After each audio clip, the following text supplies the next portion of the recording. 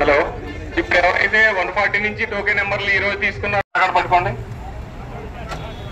Aadhaar card ఉంటేనే token ఇస్తారు, Aadhaar card లేకపోతే టోకెన్ ఎవరు.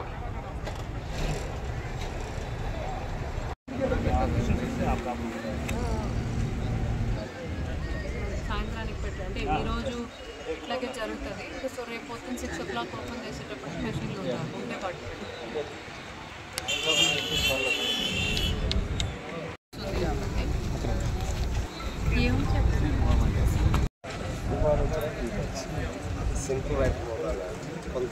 ఇప్పుడు 5-6 మంది రాసిన దాని వల్ల కూడా ఉపయోగం ఏంటంటే ఈరోజు 6 గంటల వరకు ఇవ్వగలుగుతాము.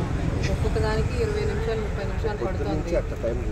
కానీ ఇప్పుడు మేము లెక్కేసుకుంటే 20 నిమిషాలు 2 మెషిన్లు అంటే మహా అంటే రోజుకి 47-48 మందికి ఇవ్వగలుగుతాం. ఇక్కడ 10 మందిని కూర్చోబెట్టి బిల్లులు రాయించినంత మాత్రాన 100 మందికి పెడితే ఇక్కడ అంత కెపాసిటీ లేదు.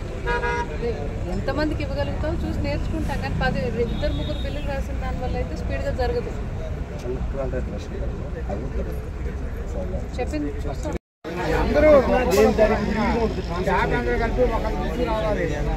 గంటకు ఒకరు ఫోన్ చేస్తున్నారు. నాకు ఫోన్ ఇస్తే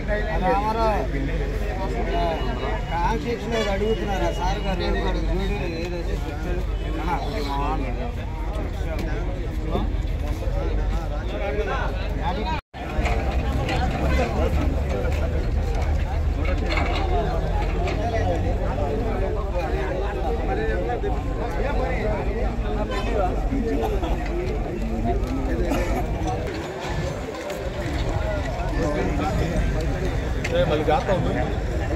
చెప్పండి. కారణం కాదని చెప్పండి.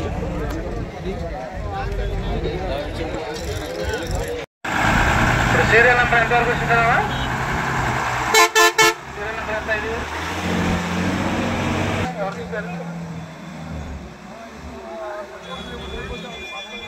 ఎన్టీఆర్ జిల్లాలోని 8 స్టాక్ పాయింట్లలో ఒకటైన తీసిరా స్టాక్ పాయింట్కి వచ్చి చూడటం జరిగిందండి.